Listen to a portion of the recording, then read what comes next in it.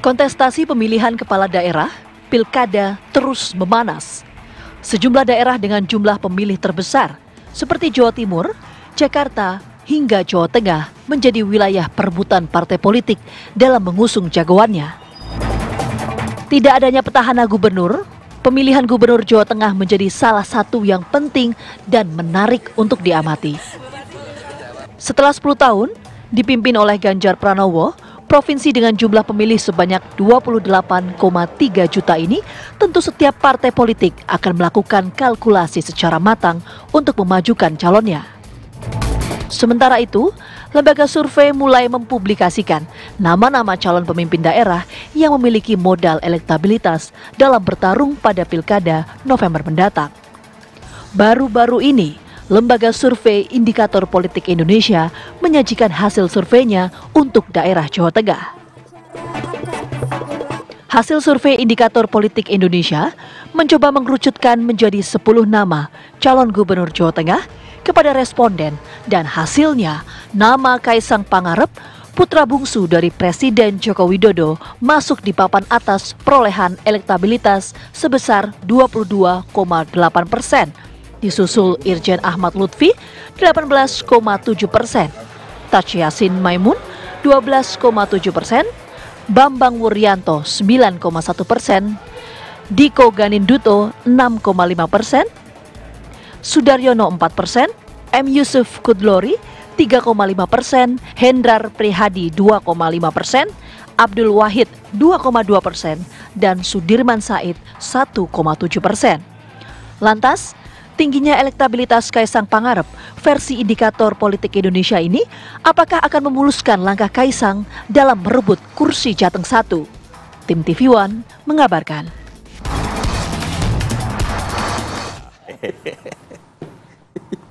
Ya, menarik sekali ya berbicara mengenai Pilkada Jawa Tengah. Ternyata ada nama Kaisang Pangarep di situ dan cukup tinggi elektabilitasnya. Ya, betul. Nah, kita akan coba membahas ya apa yang membuat nama ini kemudian melejit begitu. Nah, sudah hadir di studio kita. Sudah ada. Satu persatu kita kenalkan Tati. Ya, sudah ada Bang Effendi Ghazali dari paling ujung, pakar komunikasi politik. Selamat pagi. Pri Palestan. Kemudian juga Bang Kennedy Muslim, peneliti utama Indikator Politik Indonesia. Selamat pagi, Bang Kennedy. Bang Kennedy, selamat pagi, Bang. Kemudian juga ada Mas Aryo Bimo, Ketua DPP PSI. Selamat pagi, Mas Aryo Bimo. Selamat pagi. Dan kita juga masih menunggu untuk bergabung bersama kami Mas Aryo Seno Bagoskoro, politikus PDI Perjuangan, yang sebentar lagi Mas Seno akan bergabung bersama kami. Saya mau ke Mas Kennedy. Ini cek-cek ombak tiba-tiba kok ada nama Kaisang dan cukup tinggi dibandingkan nama-nama lainnya, Ahmad Lutfi dan lain sebagainya. Ini apa faktornya sebenarnya? Ya, ini survei kami kan merekam dinamika terakhir terkait dengan kontestasi pilkada di Jateng, dan nama Kaisang secara mengejutkan muncul di top of mind. Sangat mengejutkan. Ini metodenya baik? Enggak, tatap muka. Survei tatap muka di tanggal 10 sampai 17 Juni kalau nggak salah. Terus memang bisa dijelaskan secara rasional karena kepuasan terhadap Pak Jokowi yang masih sangat tinggi, mencapai 85%. 85,2 ya? Ya, jadi tertinggi di dunia. Approval rate-nya itu ya? Di Jawa Tengah? Tertinggi di dunia. Apa seluruh Indonesia? Enggak, untuk di Jawa Tengah. Di Jawa Tengah maksudnya. Okay. Jadi karena konteks itulah, dan apalagi kan selama 2 bulan terakhir nama Kaisang sering disebut di media-media seperti televisi. Gitu. Jakarta. Meskipun itu dibicarakan untuk konteks Jakarta, tapi kan kolateral efeknya itu bisa ke seluruh Indonesia, bahkan bukan yang mendulang Jawa Tengah gitu ya, yang mendulang Jawa Tengah.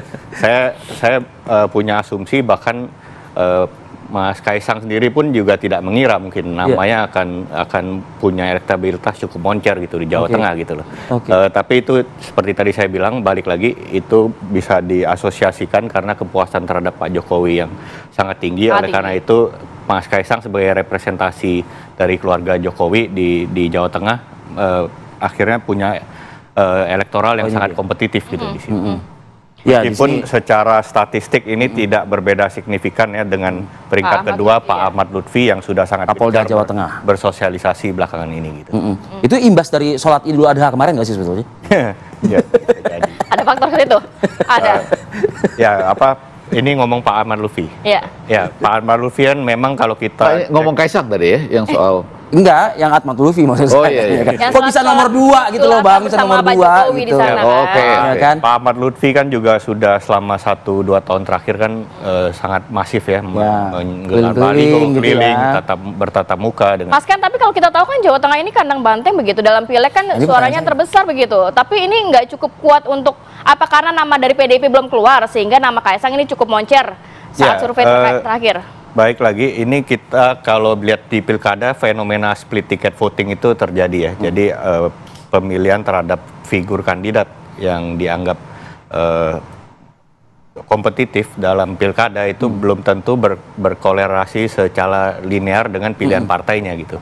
Begitu juga di Jawa Tengah gitu. Meskipun tentu nama-nama ini belum memperhitungkan efek dari mesin partai kalau sudah terkonsolidasi mendekati waktu pendaftaran dan juga penetapan gitu. Kenapa Bambang Urianto nomor 3, Mas Ken? Saya belum ke Bang Ege. Jadi ada nama Ganjar Pranowo loh, padahal sebetulnya.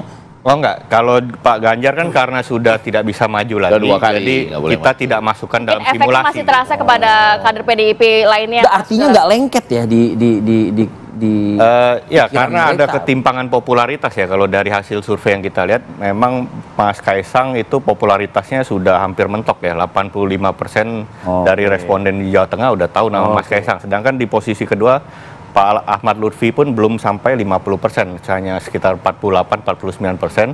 Dan nama-nama lain-lain seperti Bambang Pacul, figur PDIP itu Urianto. hanya 30-33% gitu. Tas Yassin juga ya. Ya, Tas Yassin hampir separuh juga, sekitar 50% gitu. Ada komentar Bang Ege?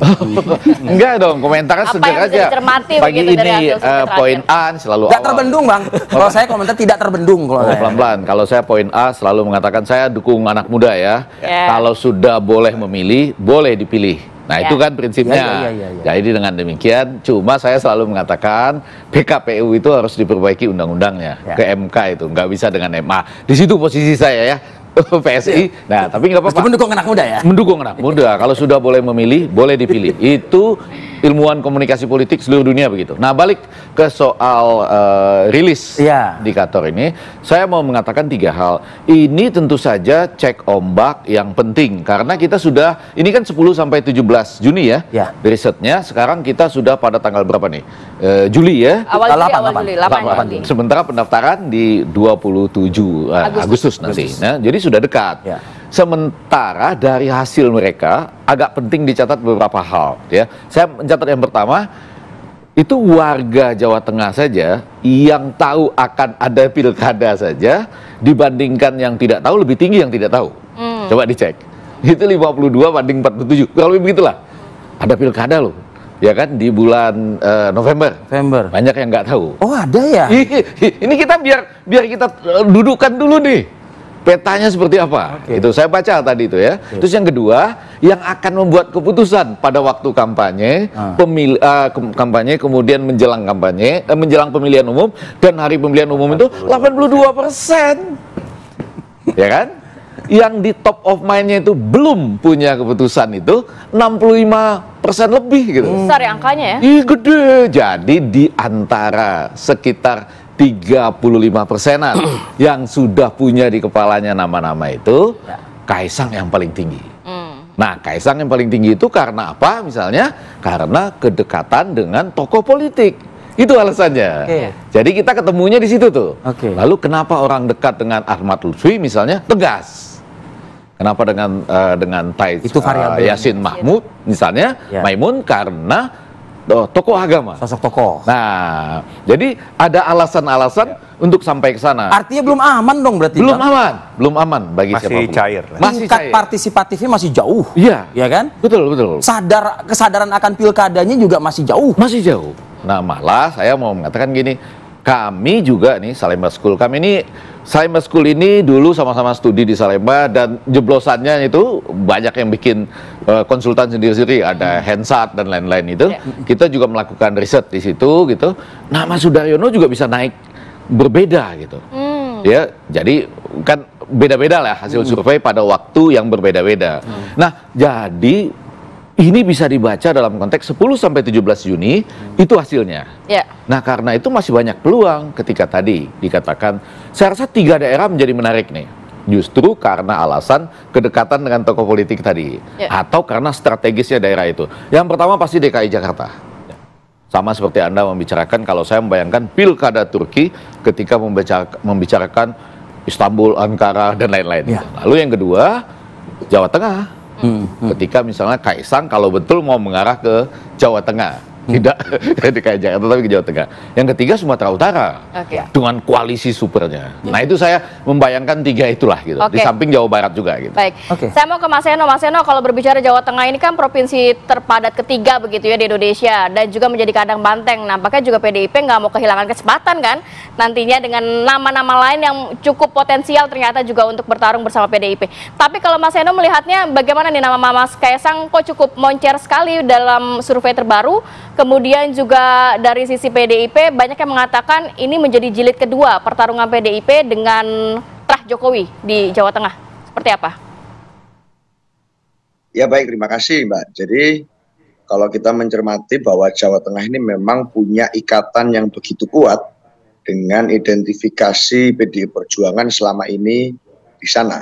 Artinya kami bersyukur bahwa dari tahun ke tahun kami dipercaya untuk memenangkan pemilu di sana, baik secara legislatif maupun eksekutif, yang itu terbukti terus, bahkan di pileg kemarin pun kami masih dipercaya masyarakat Jawa Tengah untuk menjadi partai pemenang. Tapi kami sadar betul bahwa logika pilkada tidak bisa hanya bersandar kepada logika pileg, karena ada multivariabel yang sangat kompleks di situ, dan itu akan terus berdinamika sampai ke hari H pencoblosan nantinya. Apalagi pengalaman pilkada serentak di semua daerah ini adalah pengalaman politik yang baru bagi semua partai politik dan bagi semua tokoh yang akan maju di pilkada, bukan hanya kami. Tentu kami harus sangat cermat dalam melakukan kalkulasi. Apalagi Jawa Tengah ini kan kalau bicara kepemimpinan seringkali melahirkan kepemimpinan baru bagi PDI Perjuangan yang lahir di sana. Baik itu dari kepala daerah misalnya kabupaten kota maupun kepemimpinan di tingkat gubernur. Maka kami sangat cermat sekali dalam menghitung itu, karena pilkada buat kami bukan semata coba-coba, tetapi di Jawa Tengah adalah satu tanggung jawab pada rakyat sebagai salah satu etalase kepemimpinan penting. Nah, pendekatan dalam demokrasi itu kan ada macam-macam.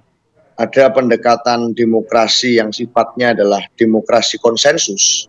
Ada lagi pendekatan demokrasi diskursus. Nah, demokrasi konsensus ini kami agak upayakan untuk tidak kami lakukan. Apalagi bicaranya adalah demokrasi konsensus elit. Nah, di tahapan sekarang ini kan demokrasi konsensus elit. Baru kesepakatan nama-nama di tingkat elit. Baru kira-kira, memunculkan ini, kedekatan dengan tokoh elit tertentu. Dengan pola seperti ini. Dan modelnya masih belum terlalu banyak bicara tentang diskursus kerakyatan. Sedangkan pilkada nanti harusnya tentang kedaulatan rakyat.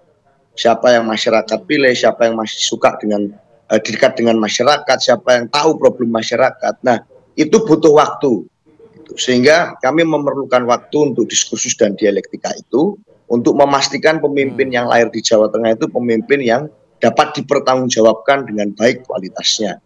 Nama-nama masih kita godok, tapi kalau bicara sekarang, saya rasa masih cukup banyak waktu sebelum Agustus, bahkan masih cukup banyak waktu untuk kami mengambil kesempatan berpikir sebelum pendaftaran. Itulah kenapa di banyak pilkada belum tentu siapa cepat dia dapat. Itu makanya di sejarah sebelumnya banyak nama-nama yang rasanya sering dibicarakan di waktu beberapa minggu sebelum pendaftaran dilakukan, itu belum tentu adalah nama-nama yang muncul di surat suara nantinya. Karena dinamika sangat berkembang dan kita tidak hidup di atas satu ruang hampa politik. Nah, jadi kalau kami masih membaca dengan cermat, tidak mau tergesa-gesa mengikuti tren pembicaraan akhir-akhir ini. Tetapi kami pastikan saat kami sudah ambil keputusan, mesin politik akan bergerak dengan matang untuk mengerucut pada konsolidasi nama. Saya rasa itu. Kami tangkap poin. Ya. Oke, ini PDI Perjuangan aja yang sudah kuat di Jawa Tengah aja masih mikir-mikir. PSI kira-kira langsung nggak ya? Kira-kira nyamber nggak tuh ya kira-kira kalau PSI ya? Usai jeda kita akan coba ulas lebih dalam lagi. Kami akan kembali. Kembali lagi di Apa Kabar Indonesia Pagi, langsung ke Mas Aryo Bimo. Mas, masuk radar? Meskipun kalau tadi Bang Egy kritis juga tuh tadi tuh. Ini tingkat partisipatifnya masih jauh, ya kan? pilkada sadar ada pilkadanya juga nggak banyak yang nggak tahu juga. Oh, tapi saya mendorong loh. Artinya anak Anak muda. muda. Ya iya, silakan. muda. Waivernya gitu. Itu. Gimana dong? Cek Gimana ombak, menjawab ini? cek ombak. Gimana menjawabnya? Oke, bagaimanapun hasil survei ini harus diapresiasi. Kalau terutama bagi kami ya, hasil survei semua hasil survei adalah bahan untuk mengambil kebijakan. Di semua partai saya kira. Nah di PSI kita melihatnya kalau misalnya untuk yang Jawa Tengah nih ya, hasil survei Jawa Tengah, bahwa kita melihatnya ini ada keinginan ya artinya untuk melihat tokoh-tokoh muda baru, tokoh politik yang bisa menonjol menjadi pemimpin di Jawa Tengah, dan menurut saya Bukan karena faktor bapaknya, kalau menarik. kata Bang Egi tadi. Bisa jadi oleh faktor bapaknya, dan karena apa? survei. Kata survei. Kata survei ya, Iya. ralat. Karena Kata survei. Kata survei. Betul, Iya, iya, betul. kata survei. Survei. Kata survei. Dan ini kalau misalnya masalah popularitas, saya kira Bang Egi, Ya. semua anak presiden itu terkenal loh. Terkenal. Nggak mungkin nggak terkenal. Ya. Ya. Siapa yang nggak tahu presidennya, Ya. kan? Jadi popularitas aman. Apalagi Tapi Raffi di Ahmad kampungnya Pak lebih Jokowi tinggi ya di tadi ya. Jawa Tengah gitu Iya. ya. Jawa Tengah, kampungnya Pak Jokowi, Kampungnya Pak gitu Jokowi. kan. Oke. Nah, tapi mengenai kalau ini kan kalau nggak salah pertanyaannya pasti kalau misalnya pilkada dilakukan besok atau Hari ini. kapan gitu, hari ini, maka yang dipilih siapa? Itu kan Bang Kennedy ya, gitu ya. Nah, ketika itu top of mind-nya Kaisang kan, Ya. artinya apa? Ketika orang misalnya diberitahu, kalau misalnya sekarang 60% belum tahu, kemudian diberitahu, besok pilkada atau hari ini pilkada, siapa yang lu pilih? Kaisang, top of mind. Itu menurut saya Anda punya keyakinan ini akan semakin rebound gitu maksudnya? Iya, Akan semakin rebound angkanya? bisa jadi atau tapi yang penting itu Kaisang artinya sebagai tokoh muda itu udah punya tempat di hati masyarakat. Khusus Itu Jawa nomor Tengah. satu. Nah, yang nomor dua, mencermati statement-statement para tokoh politik, saya justru melihatnya dari sisi lain. Ini luar biasa kalau misalnya ujungnya adalah rekonsiliasi nasional. Siapa tokoh politik siapa maksudnya yang Rekonsiliasi. bisa ada ujungnya Iya dong. rekonsiliasi? Artinya bukan perpanjangan pilpres gitu loh. Ini sampai kapan kita mau ngomongin pilpres? Udah selesai, udah bentar lagi mau Jadi residu dilantik ya pilpres nggak kan. akan terulang di pilkada. Iya. Oke. Nah sekarang gimana caranya yang terpilih? Panjang nih akibat kalimat ini. Panjang. Panjang ya? Panjang. Hanya, ya kalau Panjang kami bisa bagus juga. melihatnya begitu. Sebentar, Bang, sebentar. Karena apa? Karena misalnya yang makanya pada saat ini intens kami berkomunikasi dengan teman-teman koalisi Kim itu untuk apa? Supaya memastikan apa yang nanti akan dijalankan oleh Pak Prabowo dan Mas Gibran itu dilaksanakan juga secara simultan dan Di daerah-daerah. ya konsisten oleh daerah. Oke. Ini yang kita memastikan.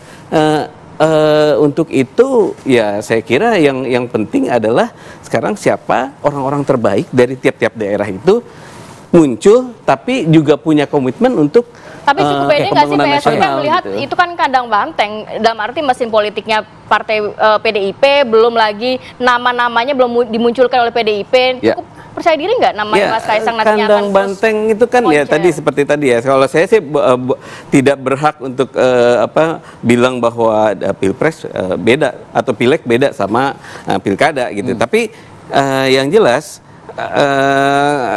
kandang-kandang itu kan menjadi sekat ya selama ini ya. Kalau menurut saya justru bisa artikan beda gitu ketika ternyata misalnya Mbak Puan tadi bilang oh bisa dipertimbangkan. Nah ini berarti kalau misalnya itu kandang banteng juga Jangan-jangan Anda pagi ini mengeluarkan mendukung rekonsiliasi Kaisang dong, nasional gitu itu kan? karena memang Luar pernyataan biasa. dari Puan Maharani, Ketua DPR itu, ya bahwa bisa dipertimbangkan nih. bisa namanya. dipertimbangkan. Makanya Anda mengelontarkan rekonsiliasi nasional itu. Tapi dipertimbangkan ke arah mana nih ya? Ada lebih berat kemana Bang Egi? Enggak, ada 3 pertanyaan nih Kennedy ya. Ada Seno juga. Yang pertama, Mas Kaisang ini ke arah posisi Jateng 1 atau Jateng 2. Itu kan menjadi penting ya.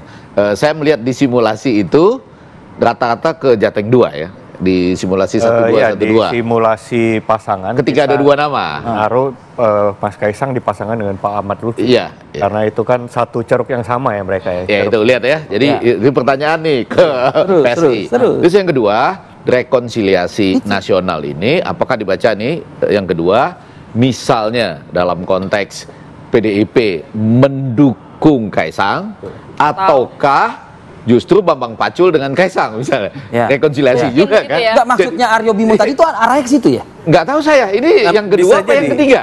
Kalau yang kedua berarti PDIP mengatakan, oh kita dukung Kaisang, bolehlah Ahmad Lutfi atau Sudaryono dengan Kaisang, misalnya gitu ya. Itu. Tapi yang ketiga adalah Mas Bambang Pacul dengan Kaisang misalnya. Itu kan rekonsiliasi juga. Iya. Ada Seno, ada Aryo Bimo di situ. Anda maksudnya seperti itu ya, Mas Aryo? Ya, Mas Bimo, Anda maksudnya seperti itu? Saya kalau misalnya saya menangkapnya Mbak Puan justru lebih luas daripada itu. Jadi artinya nggak cuma di Jawa Tengah aja dan nggak cuma Mas Bambang Pacul dengan Mas Kaisang aja gitu ya. Tapi saya pikir ini sinyal yang baik gitu ya. Artinya nggak cuma PDIP ini Kim gitu ya. Ini nggak kayak Lebih gitu. ke luas skupnya nasional Luas mungkin ya. skupnya. Dan saya Jadi kira nggak harus Mas bisa Bambang ditangkap Pacul dengan secara Kaisang, nggak positif harus. aja. Nggak harus Mas Bambang Pacul dengan Kaisang. Nggak harus namanya satu PDIP, satu nggak dari- harus. Jadi PDIP akan Tapi kan ini kan ngomongin Jadi, survei ya, nggak, Mas ini menarik Deddy ya. Mas Seno. Jadi PDIP akan mendukung Mas Bobi di Sumatera Utara. Bang Bobi di Sumatera Utara, PSI. Mas Kaisang di Jawa Jawa Tengah. Tengah. Ah. Lalu PDIP dapat apa? Nah, Saya langsung ke Mas Seno deh. Mas Seno, ini bisa dijawab Mas Seno, diskusi kita di studio ini. Saya mungkin kasih gambaran juga. Pada saat Bu Mega, ketum Anda berbicara di hadapan kader beberapa hari lalu, itu sebagian kalangan, terutama para pemerhati politik di tanah air, menganggap ini sudah perang terbuka. Kayaknya nggak akan terjadi nih yang harapan yang diinginkan oleh PSI dong Mas Seno kalau kayak gini. Rekonsiliasi nasional bahkan. Logika yang paling penting sebenarnya Mas, yang pertama menurut saya, siapapun calon atau tokoh yang direkomendasikan oleh PDI Perjuangan di dalam pilkada besok, siapapun namanya, kami pastikan adalah nama yang bertanggung jawab dalam memimpin dan mengelola roda pemerintahan eksekutif dengan baik. Artinya siapapun dia, tidak mungkin dia tidak mau dan tidak mampu bekerja sama dengan pemerintahan Pak Prabowo untuk menjalankan program-program yang berkaitan dengan koordinasi antara pusat dan daerah. Jadi bukan berarti kalau misalnya calon dari kami yang maju dan menang dipilih oleh rakyat besok, itu kemudian tidak mampu atau tidak mau bekerja sama. Harus dari kerjasama partai politik tertentu yang bisa membangun sinergi dengan pemerintah Pak Prabowo besok. Kami pastikan bahwa calon-calon kami pun juga mampu untuk menjalankan program kerakyatan yang berpihak pada rakyat dan berorientasi pada visi dan pembangunan yang dibangun oleh pemerintahan secara bersama-sama. Saya rasa itu satu hal yang clear. Siapapun nanti kami pastikan bahwa calon kami juga adalah orang yang punya rekam jejak yang baik. Yang kedua, bicara tentang misalnya potensi-potensi kerjasama dengan partai politik lain, hari ini kan komunikasi politik sedang berjalan. Tetapi sebagai satu partai politik, kami tentu secara kebatinan punya tanggung jawab konstitusional untuk menempatkan kader-kader terbaik kami untuk ikut berkontestasi di pilkada agar dapat duduk sebagai kepala daerah atau wakil kepala daerah di tempatnya masing-masing. Itulah kenapa kami punya asas kaderisasi misalnya. Kami punya sekolah partai untuk mendidik para kader, untuk merekrut masyarakat menjadi politisi dan kemudian melatih politisi itu untuk dapat menjadi pejabat publik yang baik. Itulah fungsi partai politik yang sesungguhnya. Oleh karena itu di daerah-daerah basis kami, misalnya di Jawa Tengah, tentu secara kebatinan kami semua berharap dapat mendorong kader-kader terbaik kami untuk ikut berkontestasi. Bahwa nama-nama sedang digodok itu adalah bagian dari proses. Gimana Pak Rami? Nama-nama yang sedang digodok itu masih dalam proses, tapi ada nggak dari akar rumput nama Kaisang muncul di PDIP? Atau tidak ada sama sekali? Sejauh ini fokus prioritas kami adalah membahas terlebih dahulu nama-nama dari internal.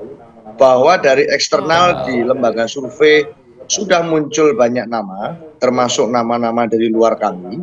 Kami hargai itu sebagai bentuk survei yang dilakukan per hari ini. Tetapi fokus kami adalah saat ini adalah melakukan pemanasan mesin dan menyiapkan nama-nama terbaik. Nama-nama pun muncul akhirnya. Ada Mas Pacul dari survei yang muncul, itu mewakili ikon legislatif yang sangat moncer, gitu kan. Dan kemudian ada Mas Hendrar Priyadi, Mas Hendi yang di eksekutif juga sangat berpengalaman. Kalau mendengar dari bawah, ada nama Pak Jenderal Andika Perkasa sebagai mantan Panglima TNI, tokoh militer yang mampu membangun progresivitas. Nah, nama-nama ini kami tajamkan terus, sembari diskursus publik berjalan. Kami harapkan akan memunculkan nama yang terbaik dan dapat menjawab aspirasi masyarakat Jawa Tengah. Bukan sekedar bicara tentang demokrasi dengan pendekatan konsensus saat ini, tetapi harus lebih jernih lagi dengan diskursus yang lebih dalam, dan itu membutuhkan waktu dan ada waktunya sampai ke batas waktu pendaftaran KPU nantinya. Saya rasa itu. Jadi benar kata Bang Egy tadi tuh, salah satunya pasangan itu adalah Bambang Wuryanto dan Kaisang. Bambang Wuryanto adalah aspirasi dari kader, Kaisang adalah aspirasi masyarakat Jawa Tengah. Cocokologi nih ya. Ini cocokologi. Enggak. Kita mau bahas cocokologi, Bang. Ya, di segmen berikutnya Mas Kennedy harus menjelaskan ini. Mas Kennedy pertanyaan Abang nomor 1 tadi, Bang. Harus dijelaskan ya. Kami kembali saat lagi. Cocokologi. Oke, Tih. Ya. Mau cocokologi, Ci? Boleh. Enggak, tapi begini. Kata kuncinya cocokologi ya. Begini. Cocokologinya tapi berdasarkan riset. Dan kita minta produser untuk memutarkan juga nih slide demi slide-nya, kan ada juga kan dikirim tuh. Karena kan juga ada nama Kaisang yang dicocokkan dengan beberapa tokoh begitu ya. Silakan menjawab tadi pertanyaan dari Bang Egy tadi, Bang Ken. Mas Ken. Ya, jadi memang kalau terkait dengan simulasi pasangan kita mencoba beberapa variasi ya. Itu baik itu Pak Ahmad Lutfi dengan Mas Kaisang, Pak Ahmad Lutfi dengan Tas Yassin gitu memang. Dan kita temukan pola memang Pak Ahmad Lutfi ini dengan Mas Kaisang ini secara persepsi di masyarakat Jawa Tengah memang diidentikan dengan kandidat yang di-endorse Presiden Jokowi. Mereka ada di ceruk yang sama gitu loh. Kemudian ada juga ceruk yang agamis gitu, katakan ceruk itu ada di Pak Tas Yassin Maimun gitu. Sedangkan di ceruk katakanlah ceruk tokoh partai PDIP ada Mas Bambang Pacul dan juga Mas Hendrar Priyadi gitu. Jadi memang ada berbagai macam tipologi kandidat yang punya keunggulan masing-masing dalam hal merebut pemilih di Jawa Tengah tadi gitu loh. Ya. Tapi kalau disandingkan mungkin ada nggak hasil survei yang terbaru disandingkan? Ada kan? Kaisang dengan siapa, atau mungkin Bambang Pacul dengan Kaisang gitu ada? Ya, karena Pak Ahmad Lutfi dengan Kaisang ini ada di ceruk yang sama. Jadi kalau mereka dipasangkan itu kan belum melewati 50% ya. Meskipun 40 tapi ya masih ada masa mengambang di situ gitu, pemilih mengambang. Nah, tapi kalau misalnya kita lihat kalau Pak Ahmad Lutfi dipasangkan dengan Tas Yassin, ini ada yang nasionalis religius ini menyatu kan, dan tipologi di Jateng kan sejarahnya memang seperti Pak Ganjar dengan Pak Yassin. Itu tadi tokoh keagamaan tadi ya. Itu jadi ada penambahan suara yang cukup signifikan gitu. Begitu ada pasangan yang nasionalis religius tadi gitu. Jadi hal ini tentu akan menjadi pertimbangan gitu loh bagi elit-elit partai baik di level nasional maupun elit partai di Jawa Tengah sendiri gitu loh. Ketika mencari pasangan yang paling pas untuk melaju di Pilkada Jawa Tengah. Pertanyaan saya kemudian begini, Mas Ken. Bila mana ada nama Ahmad Lutfi, Bambang Wuryanto, Tas Yassin, Hendrar Priyadi, Sudaryono, itu bila mana dipairingkan dengan putra Presiden Jokowi yang namanya Kaisang Pangarep ini berimbas positif atau justru semakin signifikan. Nah, begitu. Ya, per hari ini karena tadi saya balik ke rumus awal ya, karena tingkat approval Presiden Jokowi yang sangat tinggi tersebut khususnya di Jawa Tengah mencapai 85%. Artinya. Jadi siapapun kandidat yang punya asosiasi paling melekat dengan Presiden Jokowi dipasangkan dengan siapapun tentu akan berimbas positif gitu. Waduh, nilai tawarnya tinggi nih, Bang. Ya, tadi saya katakan sejauh pengetahuan saya ya, Kennedy, tolong diralat kalau keliru, 85,2% tingkat kepuasan terhadap presiden di Jawa Tengah untuk provinsi Jawa Tengah itu tertinggi di dunia kalau menurut saya itu, ya kan? Artinya memang siapapun yang dipasangkan dengan itu akan mendapat efek dari itu. Efek yang positif. Nah, tetapi Jawa Tengah, tadi kita mencatat dua hal. Satu, kata Mas Seno yang masih bersama dengan kita ini, itu dalam tanda petik kandang kami. Jadi, ketika misalnya ada kekalahan sedikit di NTT atau di Bali itu, memang itu berkesan berat bagi PDIP, tapi di Jawa Tengah itu sesuatu yang lain lagi. Beda ya? Nah, karena itu mereka menang itu untuk DPRD kan, 33 kursi misalnya. Jadi tentu saja eksekutif juga mereka penting sekali di situ. Nah, dalam hal itu Jadi tentu akan mereka ingin lah bekerja ibaratnya sama PDIP kan. ya. Mereka ingin bekerja sama, ingin ada kadernya juga yang menang di situ. Anda tadi sudah menyebut beberapa nama. Iya kan? Nah, ditambah Cocokologi lagi dengan tadi. kenyataan cocokologi. Iya. Ditambah lagi dengan kenyataan menurut Itu. Kennedy Nilai tawarnya pendekatan tinggi. nasionalisme tadi ya, Iya. dengan tokoh-tokoh yang punya aliran nasionalis itu, dengan masyarakat yang punya pemikiran seperti itu secara ideologis, itu akan menambah. Nah, sekarang bagaimana cocokologi ini kemudian makin mendekati hari-hari yang mau nggak mau harus dijadikan pasangan ini kan? Iya. Oh, ada batas waktu pendaftaran, Jadi kalau bukan batas waktu pelantikan. Pelantikan.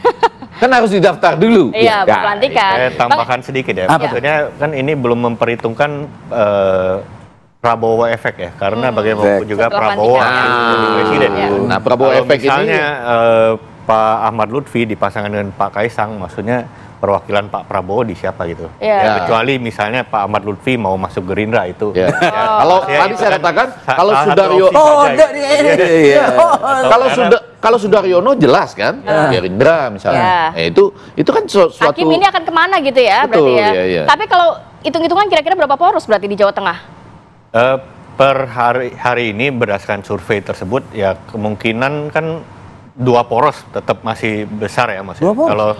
Kalau analisa saya tentu nanti akan menjadi poros KIM tadi Koalisi Indonesia KIM. Maju dan poros PDIP gitu. Oh, Bang Egi juga kira-kira segitu? Iya, mungkin bisa aja ya muncul poros lain, tapi Poros ketiga. secara umum terlihatnya seperti itu. Justru yang menjadi pemikiran saya adalah apakah yang Oke. disebut sebagai tadi rekonsiliasi itu Nah, adalah itu saya mau versi ke Mas Mas Bimo. Bimo. Ya. Mau ke Mas Bimo kan sama Iya, nih. iya. Saya menunggu dia tetap yakin nggak rekonsiliasi itu adalah seperti yang dia bayangkan. Terlepas tadi berkali-kali ya Akan kita terjadi mendengar ada akan- beberapa kali penyebutan. Itu akan terjadi di Jakarta, Betul. Jawa Tengah, Mas Seno Sumatera menyebut Utara, beberapa misalnya. kali, Provinsi lainnya Bang ya. Ege beberapa kali menyebut ini kandang kami. Iya, iya, iya. Ini markas kami. Nah, Markas bagaimana- enggak tuh, kandang kalau nggak salah. Seru nih, karena apa? Kalau ya kandang kami kan berarti memang kalau kandang kan seluruhannya dikuasai gitu kan. Sebenarnya udah kalau saya melihatnya udah agak berubah sedikit, bukan kandang banteng lagi, Jadi? tapi kandang nasionalis. Karena apa? Pak Prabowo menang di situ. Ya kan? Ya. Pak Prabowo menang di situ 53%. Walaupun pileknya tetap PDIP ya. Bukan berarti nasionalis kalah di situ.